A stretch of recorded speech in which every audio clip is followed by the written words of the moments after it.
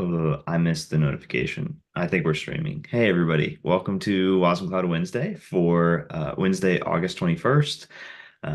Let's see. It is one of the Wednesdays of all time. We've got a pretty quick demo and discussion for the community meeting today, but some pretty exciting advancements in wasmCloud and a fun upcoming event and some pretty cool issue and documentation pages of the week. So why don't we go ahead and get started? The first thing I wanted to demo is some updates that we added to our blobby example. So if you have not seen this example called blobby, we affectionately refer to this component as little blobby tables. It is an implementation of a file system using WASI HTTP and WASI Blob Store, so just all standard WASI interfaces. And this is an example that is essentially a reusable component. So you can deploy this component with any HTTP or Blob Store implementation and use it to serve a file system over HTTP. It's a great example. We have it implemented in Rust. And until recently, we used kind of a system of blocking. We used a system of blocking reads and writes in order to make this work with HTTP and Blob Store. Now, we've been working on the Blob Store implementation, the WASI Blob Store implementation in wasmCloud. We've actually fixed a couple of bugs and improved the way that streaming works with both HTTP, but primarily Blob Store over WRPC and in the wasmCloud host implementation. So it's a lot of words, it's a lot of WASI Blob Stores, a lot of HTTPs. Why don't I just go ahead and show you what this app does, and then we can talk a little bit more. So I'm going to launch wasmCloud with Wash. You'll notice that I'm using a NATS version, a particular NATS version, which is 2.10.18. The embedded version in Wash is 2.10.7. And then a wasmCloud version, which is 120 RC1. So I'm actually launching wasmCloud with a newer NATS version than what's embedded and a newer wasmCloud version as well. So the RC for 1.2. So if we take a look in this other terminal, I have Blobby already deployed, and I can take a look at or it deployed once I launch wasmCloud. If I take a look at the inventory, you can see that we have the Blobby Blob Store and Blobby HTTP capability providers running. I figured I might as well show the application manifest because I deployed it ahead of time with the demo. We can go ahead, we can undeploy Blobby and then deploy it from scratch if you want the proof. Oh, sorry, I actually want this version. So we have the locally compiled version of Blobby and then HTTP server 022 and then the latest version of the Blob Store, which is 090. So just going to check in real quick, make sure all that got deployed. Great. Now, what I have here in this file is actually the second to the 2 times ago community meeting recording, which is where we actually kind of screwed up the live stream. I had to download the video. Reasoning for having this file isn't super important, but just to have a more real world use case, I have an 890 meg video. And say we wanted to use Blobby in order to upload this to some file store somewhere, like an S3, here I'll use my file system. I can actually send this MP4 to Blobby and we'll post it all 890 megs. And after a second or two, we can see that we completed that upload. And if we take a look in the blob store directory under the temp, which is where you put files by default with the blob store FS, we have this community meeting file. So we've actually uploaded and streamed this whole 890 meg file through the HTTP server, through Blobby, and through the file system blob store implementation.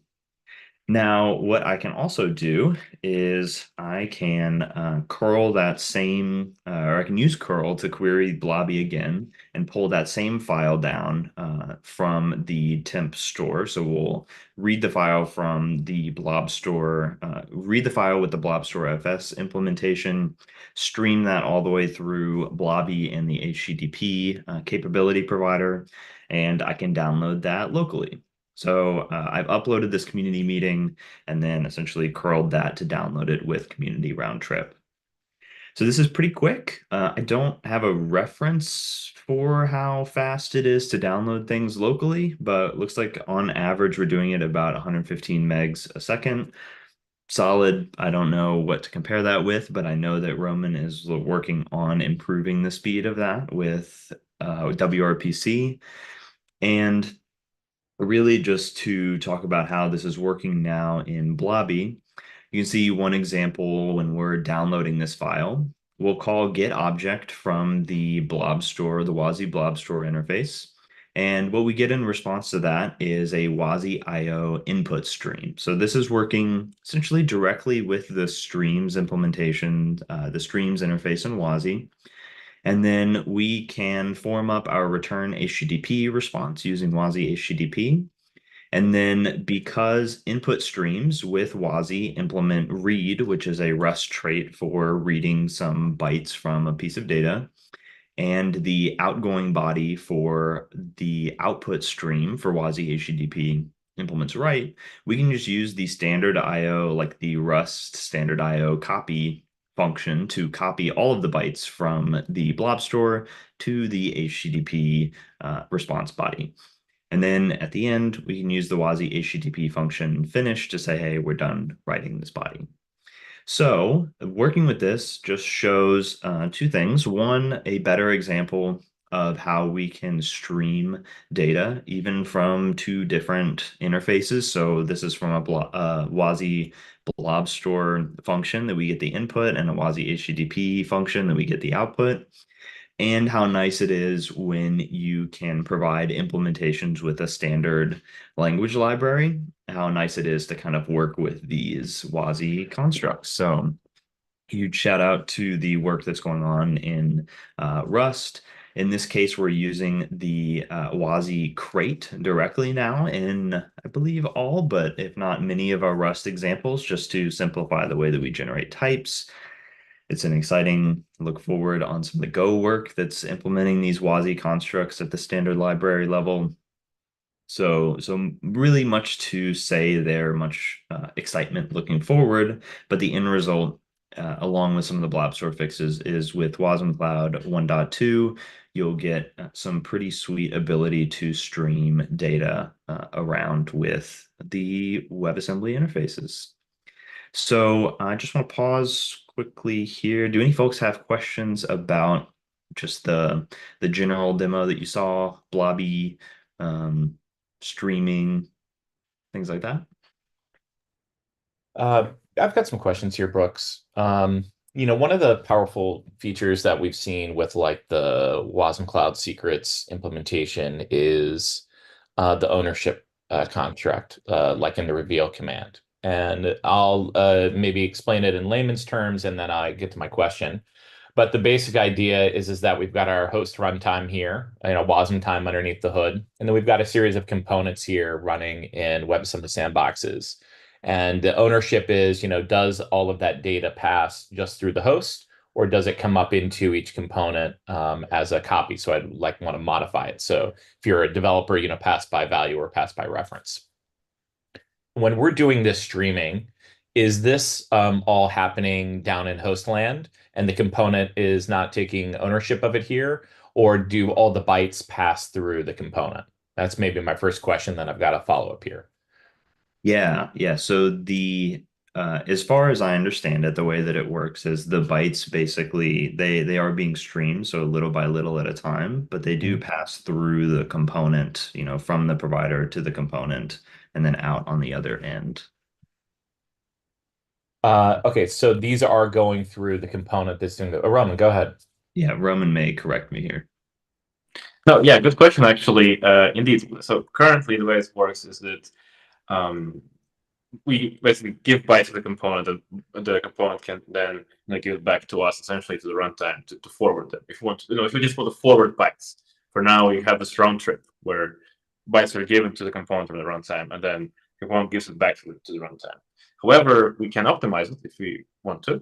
There's certainly a way how we can reuse again WASI functionality, like this splice functionality, which would actually allow us to avoid this duplication.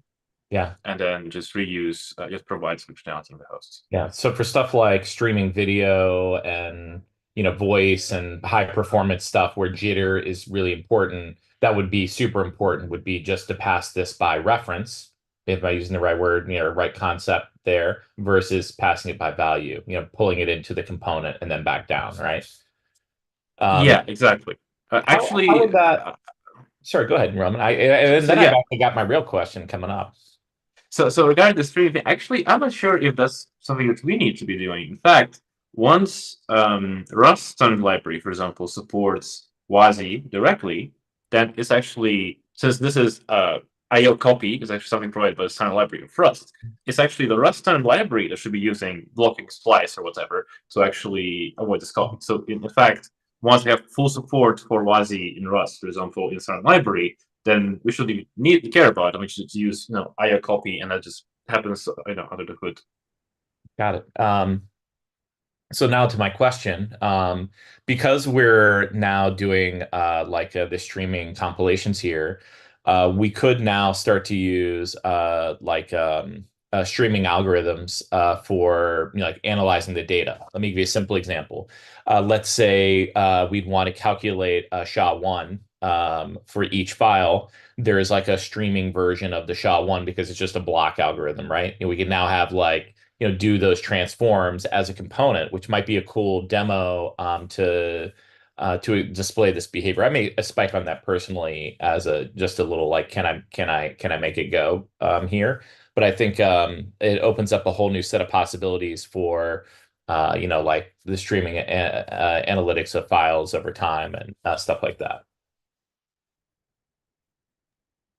Yeah, absolutely. The difference between what we're doing right now, where we basically just use IO copy to connect an input stream to an output stream, and we stream all the bytes through, is not all that different than using a streaming algorithm to say read, 4096 bytes, feed that into the SHA algorithm, and then write out on the other end so we can compute that as it goes along. Bailey, yeah, we saw you come off. Did you have a comment here? No, I actually just finished eating lunch. That's a great comment. Thank you both for entertaining that. Rum, that'll be interesting to see.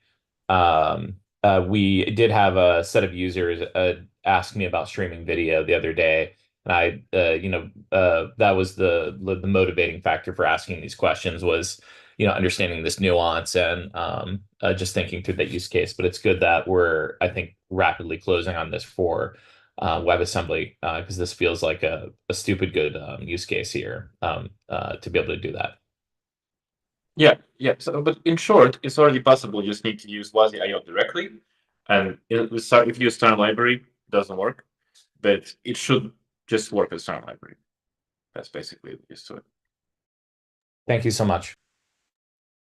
Yeah, and thank you, Roman. I think the work that you put in to transform some of our to transform our examples that are in Rust to be using the WASI crate and doing all the right things in terms of conventions there, like changing to use standard IO copy in Blobby, all of those things, we're doing the right thing on the wasmCloud side by providing the examples firsthand for people to look off of. I think that's a huge part of, when somebody comes into working with WebAssembly and they're thinking, how can I use, I have these two stream types, but how do I use them together? Seeing an example is really nice. Yeah, Masood, go ahead. I have actually two questions, but they're quick. The first one is that the WASI crate is replacing which crate that we were using before, because I want to update my N2. And the Yeah. second question is based on what Roman was saying, how passing by reference and those in this case is going to get us closer, because some of us like me are eagerly waiting for that, to being able to pass resources over WRPC. That's all. Both great questions. So regarding the WASI crate, so the WASI crate, like if you may notice, we had this wasmCloud component crate, where essentially what we do is we just run one bit bindgen and generate bindings for some interfaces that are exported, in the host. So essentially, WASI crate does just that. It just it generates bindings for these common interfaces like WASI IO, for example, and also adds some functionality. It implements certain library read and write, for example, on input stream and output stream respectively, right? So basically, it just instead of running with bindgen yourself, WASI crate runs with bindgen, and you can just port things that were generated by by maintainers of WASI crate. And so the great thing here is that since there's one single way, a single place where all these types are generated.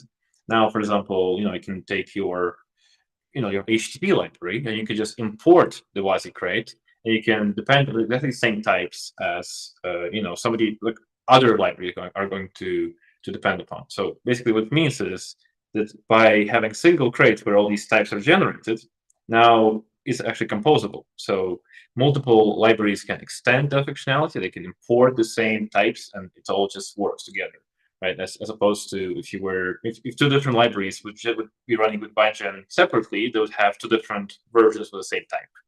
And now I have just a single type, which we can just all reuse. So regarding to the reference thing,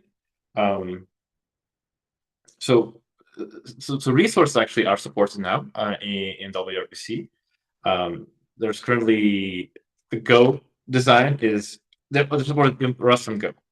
Go design is a bit outdated, so there's some issues there. But I'm working now on updating that. But the Rust design, so the Rust work is done. So you should be able to, just import and export. Well, import resources. Exporting resources is a bit tricky, but that's something that normally you wouldn't do anyway. Like in a component, exporting a resource would imply that your component is stateful, which is not something that you normally would use wasmCloud for, or rather you would use a provider for that kind of functionality. But importing a resource exported by a provider, for example, and that sort of stuff, all fully supported now.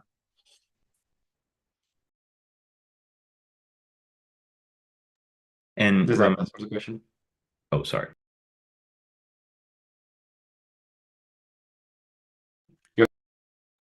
Roman, what version of WRPC would you need in order to, or the wasmCloud provider SDK? What version would you need to get this resource support?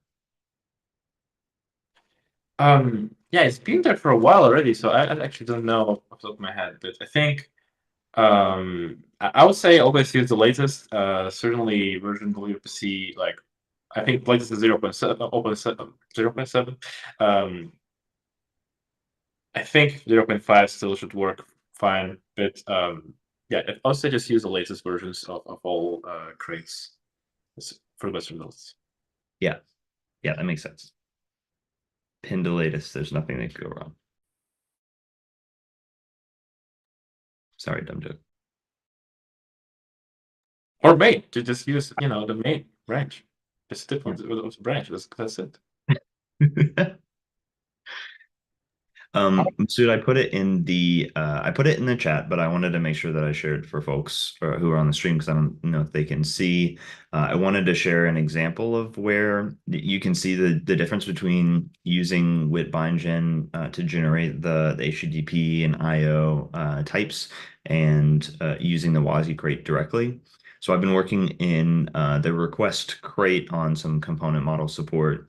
And in this component itself, you can see in the cargo.toml, we don't actually use WebBindgen, we use the WASI crate here. And so in the component itself, or you can see in the component itself, there is no WIT directory. We don't declare dependencies. And in the component, we have we use the WASI crates generated types and functions for HTTP and IO, and the exports for HTTP incoming handler instead of using the locally generated WIT-bindgen ones. So this is pretty sweet. You get the WIT world essentially by using this export here from the WASI crate, and then so the exporting the HTTP handler, and then you get the outgoing handler just by virtue of using the request client here. So this is essentially what it looks like. The difference between generating types and using that directly, or using a crate that does the generation and then makes the change to your WIT world. And looks like Roman has a couple other good examples there too.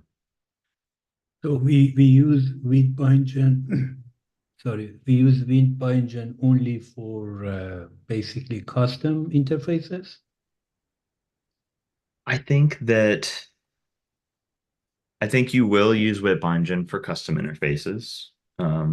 You use WebBindgen most commonly as a library developer. So if you're writing a library that's going to compile down to the WASI P2 target, that would be a great case for using WebBindgen and then using the generated functions and types inside of your library.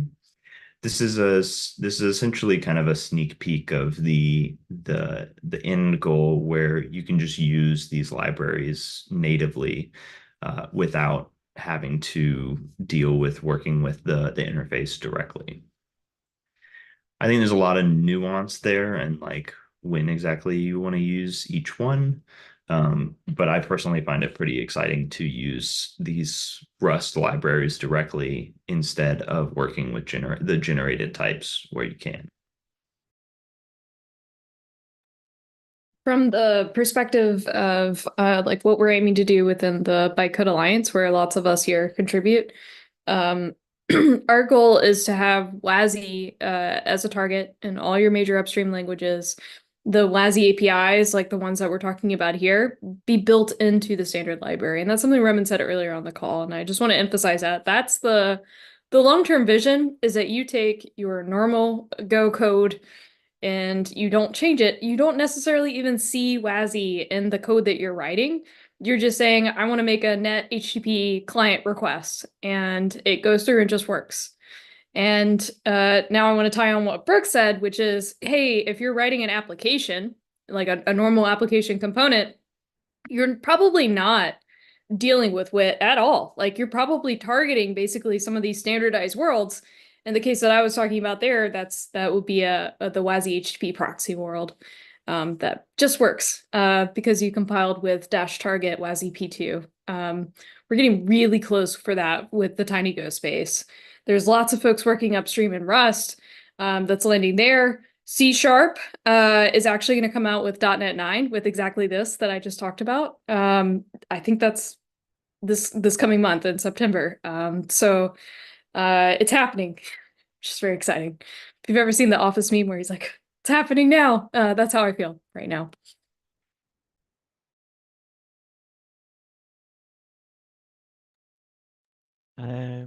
Hey Bailey, should this pattern probably be encouraged at the official WIT interfaces level for now, and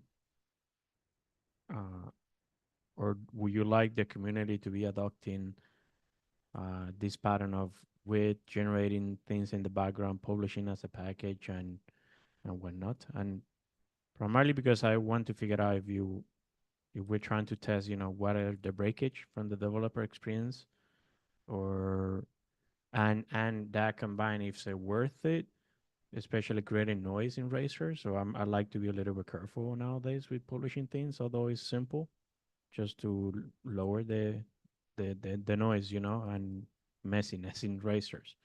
So yeah, what would you like to see happening from our end in terms of uh, this pattern? Yeah. So when we say this pattern, we're talking about in your language there being an idiomatic crate that's already been generated from probably bindings, but it's got a layer above that's idiomatic to your language. Yeah, basically you don't see the width per se because that was already compiled, build, or whatever, right? Those types are just at your programming language level, so you don't worry. And it's already probably an eraser. A little bit different with Go, I guess. You could just point it to the GitHub, but like the same idea applies across the entire programming ecosystem. There are, I have competing desires here. One competing desire is that I want WitBindGen and all of our language binding generators to generate idiomatic code to the language, right? Like that's one of our top goals. But there are also these pieces that are just always going to be part of your standard library. And there's always going to be this little bit of a vibe whenever you have CodeGen. It feels like CodeGen. Nobody's quite mastered that, in my opinion. And I think that anybody that is building a library, so like what pattern, call to action for other people, I really want people to go ahead and start adopting WASI-P2 as a target that their library supports. And if they do that, I think that they probably can provide a better experience than a raw WitBindGen experience. If they want to provide the best tier support and provide an abstraction over top, yes. I think right now that's the state of the world, and it is okay if people begin adopting that because it will continue to work, right? It's not like it's going to break other people. You should be able to convert that in a later update.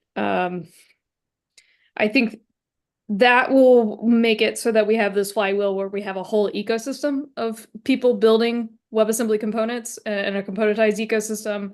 That'll get us to a place where people are happier writing this code versus dealing with the more raw types, which is not always the best experience. And once we have this ecosystem developed, then we can come up with more ways to really improve that bind gen. It gets released like once every week right now, so it's improving rapidly. But there's always going to be that kind of little bit of aspect of CodeGen, and I will also say in our standard language libraries, we're actually using CodeGen to build it, and then we're building abstractions on top of it. Yeah, Yordis? Yeah, sorry to follow up on that because primarily to the influx of these packages and the quality of it, and second, like if we are gonna like encourage people to have these packages and Razor, I would like I would like to hear from you good patterns, right? Because what happened in the past is that always start with just CodeGen, and that's predictable and that's really good and allows you to just focus in your programming language types in a cleaner manner. But then there is a thin line between that and adding architecture decisions into those packages, trying to make it easy, not simple, for integration with it, and then ended up conforming into things that is no longer about code generation or like simple layers of giving types and whatnot. And I think I may be wrong, but like I think like trying to tackle that problem from the get go and like direct the community would be really valuable because that's what happened in the past based on my experience. Go ahead. Look, I'll make maybe an analogy here on the way that maybe on how I feel, like one of the reasons why I'm hugely in favor of the work stream that Bailey's like spending a ton of time on right now personally. And that's creating idiomatic bindings for Go. So you can just take your Go and compile it right down. Is one of the things that really accelerated the adoption of containers was the ability to lift and shift. And it basically, if you haven't done a lot of this, I'll just try to be transparent. You have an application running in your data center and some operating system, Linux, you can put it into a container and then move it to all the container orchestrators, ECS, Fargate, Kubernetes, Mesosphere for anybody that's still jamming with Twitter X, whatever. However, and it accelerated because it gave you a start.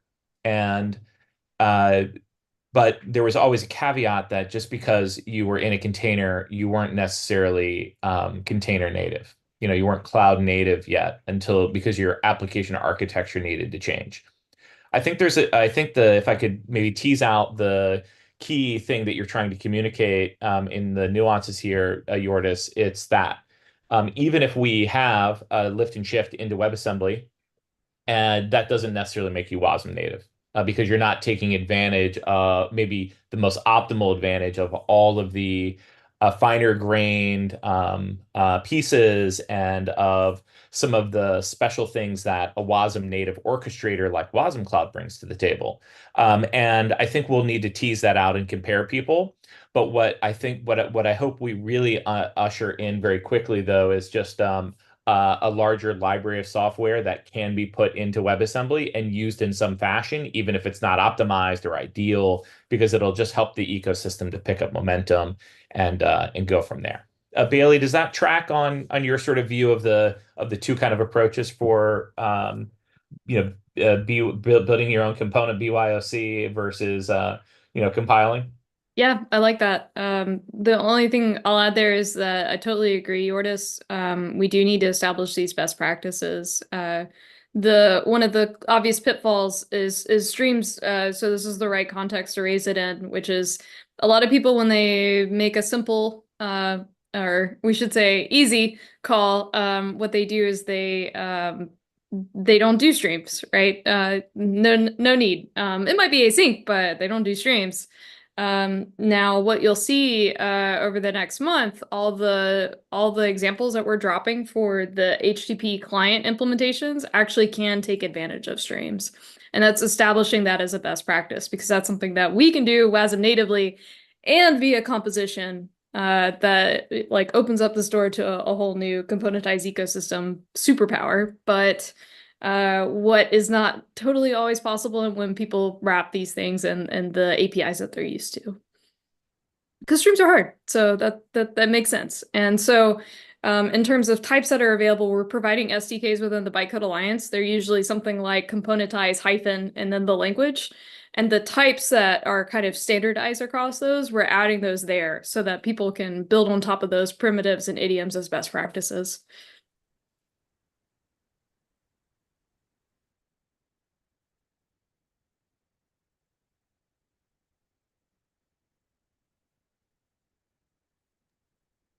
All right, folks.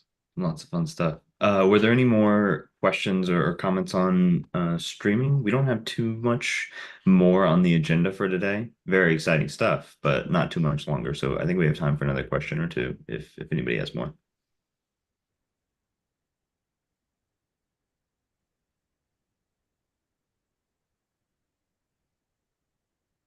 Nice. Yeah, doc showcase. But before the doc showcase, we have, wait, okay. I'm gonna go ahead and share my screen again. We have a pretty exciting announcement, which kind of gone off over the socials over the past couple of days. But just first and foremost, if you come to the wasmCloud homepage or anywhere on the wasmCloud site, you can see we've updated our banner for this thing called wasmCloud Innovation Day. So we are going to be hosting a online virtual event on September 18th. It's basically going to span the majority of the workday from 10 a.m. to 6 p.m. Eastern. So it should be accessible for a pretty wide range of time zones. And what we want to highlight is the innovation that we've been working on in wasmCloud since 1.0, conceptually where wasmCloud is innovating. We're going to be doing technical deep dives in a couple of sessions outlined here on the agenda. You're going to hear from people or engineers in the industry on how they're using wasmCloud to solve new problems, to get some pretty neat things done with WebAssembly. And then on the latter half of the event in the afternoon, we're actually going to be hosting an online gather space where people can come in. We can do a little hackathoning. If you're looking to contribute to wasmCloud for the first time, we are going to have plenty of information there around contributing either to the wasmCloud contrib repo, where we can take examples or little applications that you built, or some guidance from the maintainers. We will be hanging out there in order to help you get started with contributing to wasmCloud. Could be Wadum, could be Wash, could be wasmCloud proper. It should be a lot of fun. So there's the full agenda here on this page. So we're going to be doing a special wasmCloud Wednesday community meeting to start us off. And then it'll almost be like a little virtual conference. We'll have an opening keynote from Bailey, and then various sessions, one right after the other, that are technical deep dives into some of the most important innovations that we've done on wasmCloud in a while. Have a little fireside chat, see some customer and user demos with wasmCloud, and then we'll have the afternoon to all hang out in Gather. If you all haven't used Gather before, it's actually this little app. You get almost like an 8-bit representation, a little avatar, and we all get to hang out in a virtual office. It's pretty cool, but you'll have to come to the event to see what kind of cool I'm talking about. So down here on this page, there's registration. I think all we really need is first, last name, and email. And we are also going to be extending the swag giveaway to this event. So if you come to wasmCloud Innovation Day, contribute an example, or take an issue off of our plate on the wasmCloud side, we'll ship you a swag kit. And that everybody likes a t-shirt, right? T-shirts are good. So everyone, please feel free to sign up here. And this one, I would really help us out if you shared it too, if people are interested in wasmCloud and want to see what we're doing. But we're going to be live streaming the whole thing, kind of similar to a wasmCloud community meeting, and it should be a good time. Folks have any questions on wasmCloud Innovation Day?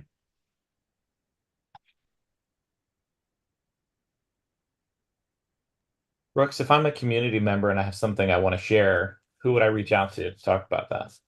It's a great question. You can reach out to, I think, anybody on the maintainer side, but if you want to DM myself, Brooks, on wasmCloud Slack, I'll get you connected with the right people. All right, that's awesome. You could probably reach out to Liam too. Liam would help you out also. Which Liam? Ooh, that's a good question. There are multiple Liams. Okay. Stick with Brooks then. We don't have to dedupe that one for now. Sure, either Liam would be happy to help. It's true.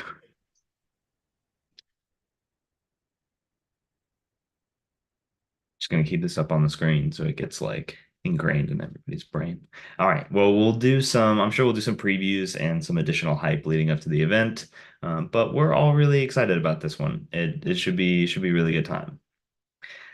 All right.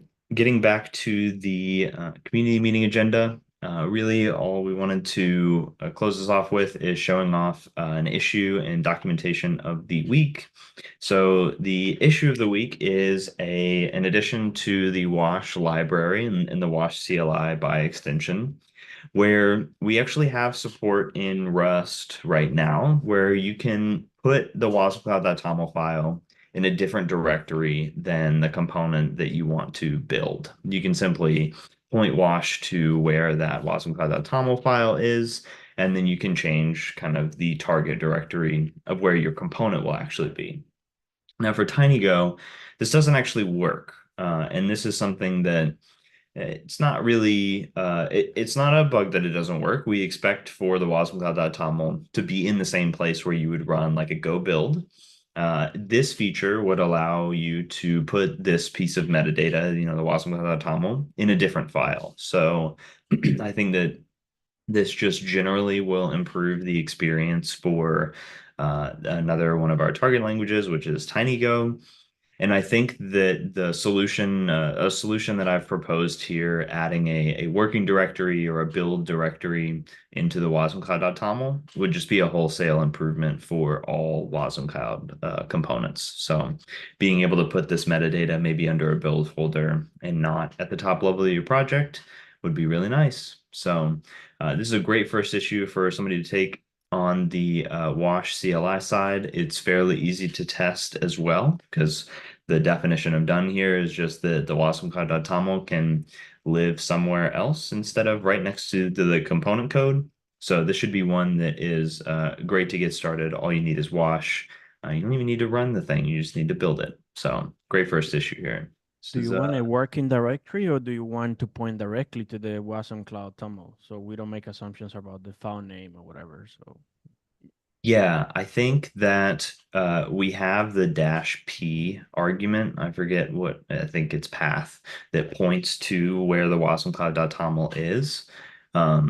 What I was thinking as the implementation, which this is just a straw man, so it can change if you're implementing it, is that relative to the wasmCloud.toml file is where you would note your working directory. You could either do an absolute path or say like, hey, my working directory is 2 levels above where the wasmCloud.toml is.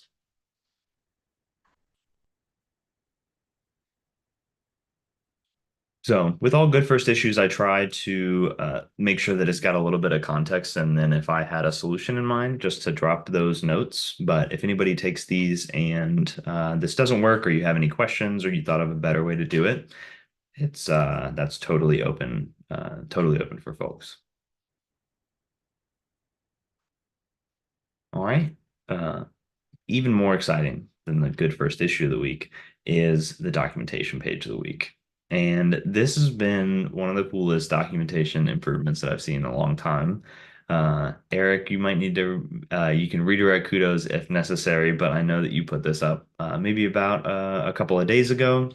But we noticed that the command line generated, or the command line documents that we had for documentation we had for Wash just generally had a couple of commands that were not totally out of date, but maybe a command that didn't have a specific flag that we removed or didn't have a flag that we added.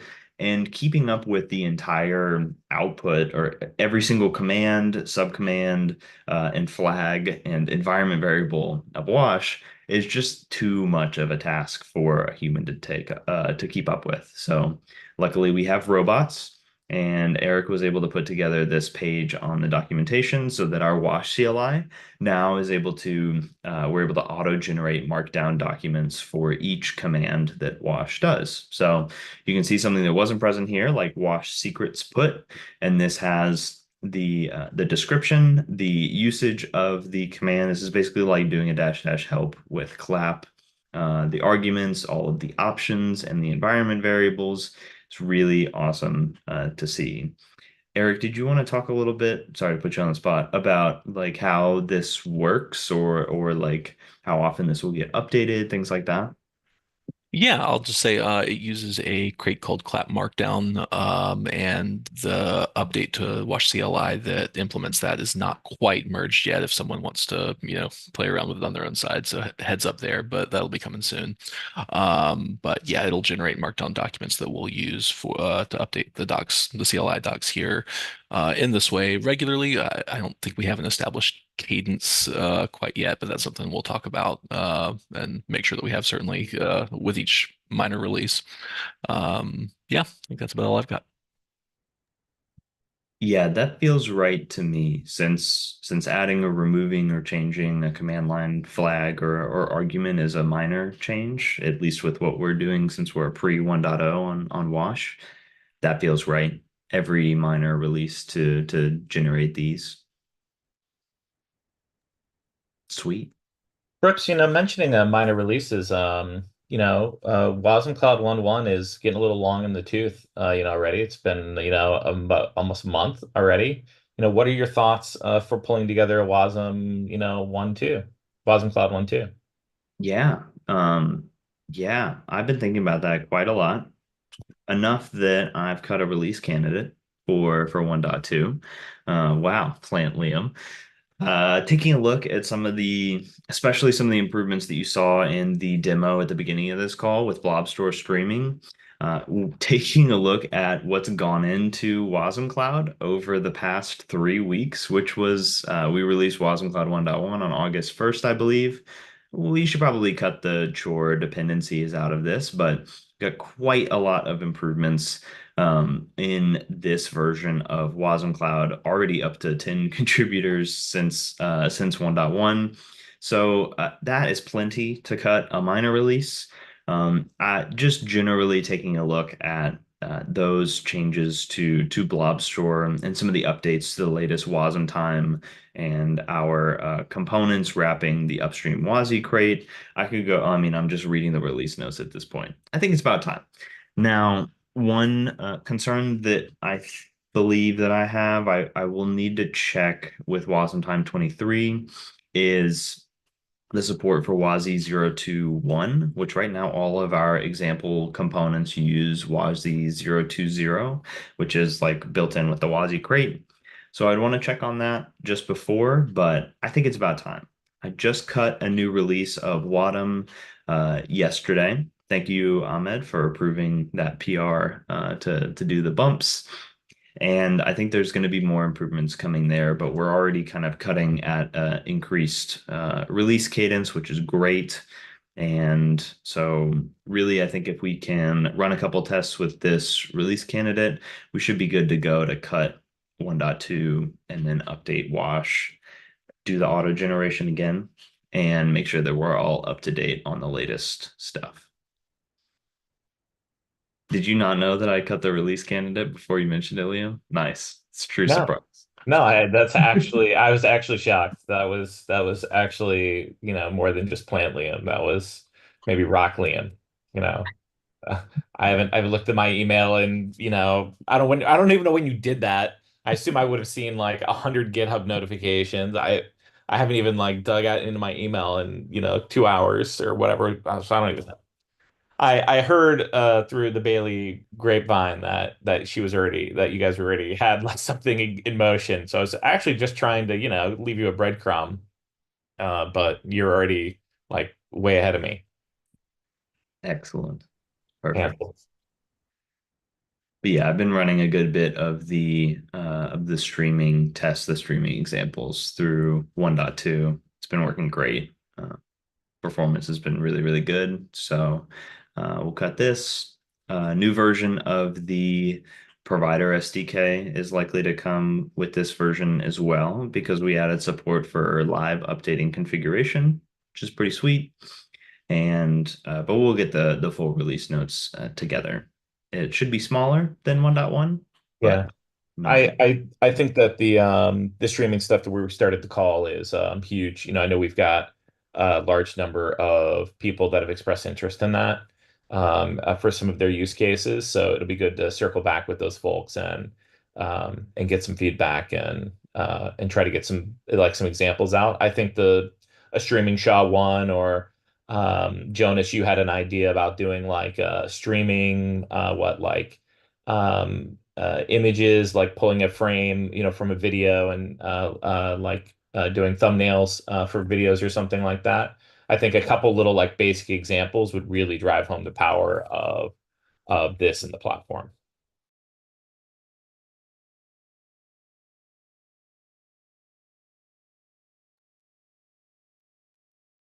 awesome. Well, you all should be able to look forward to 1.2 hopefully by the end of this week. That will, I'm making some I've made some assumptions in the past that generally new Wasm Cloud versions get delivered to folks via downloading Wash, because you download the new version of Wash, you get the new version of Wasm Cloud and Wadum kind of auto bundled in that. But if you are now running the Kubernetes operator and you're using that to distribute and deploy your Wasm Cloud hosts, we'll have an update to the Kubernetes operator pretty soon after to follow the release of 1.2. So be able to bump some versions, bump a chart, and should be all good to go.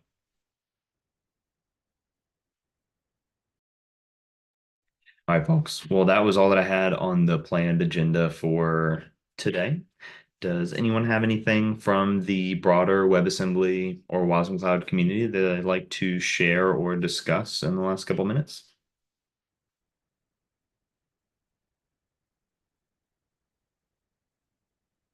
I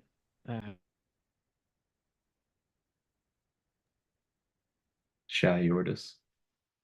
not just I need some direction with the width stuff I'm trying to do, and I don't know how to think about it. Oh, okay. Primarily, like if I want to share like how the developer experience and whatnot will look like for something similar to Proto Buffer, although it wouldn't be Proto Buffer, but I want to be able to give a component to somebody that is capable to marshal events into the types, I guess. So I'm getting lost. How I should think about it. Yeah. Hmm. Yeah. Because it's a generic component and WASI is not good with generics. But I guess I could use a width to map in internally to use proto buffer behind it just for the formatting itself. But then I would distribute that width that have the width types that those are the one who people use when they use that width component to unmarshal thing and enforce somehow the tool level like oh you always have to call a handle or something like that but yeah I don't know yeah I'm getting lost in terms of how to deal with this type provider which basically is like I have a string and I want to go to a type or a format or whatever and the opposite have a type I want to go to a string primarily to map from unstructured data at the event store in my particular case or even system to an structured data and application. And they shouldn't care about it because the width is the one who knows what format is supposed to be behind it. Hmm. Yeah. I I think that we've tried to tease this out before, and the end answer that we always kind of get is that you can have this method of generics with wit, but you do have to incur that serialization cost somewhere, turn that generic type into a stream of bytes or a list of bytes, and then on the other end, you can deserialize or unmarshal that into your type. Um, I thought on taking a product buffer and somehow map it to the width and and put always like an API, whatever Marshall and a Marshall like go right and then I map the product buffer into that width file so then you could use the width files. I don't see any other way around, but I just don't know if that's a good idea or if anybody's trying something around the topic. But yeah. yeah, I know that when we worked with event sourcing, and I mean, we didn't even actually do it in WIT. This predated 1.0, but everything that we did with generic events and commands, we would serialize that to like an inner payload, and then we could use types to understand like what kind of type you could deserialize it as. The good benefit of that is that the consumer of your WIT doesn't like should be able to pass those bytes right through. You don't need to know the inner type.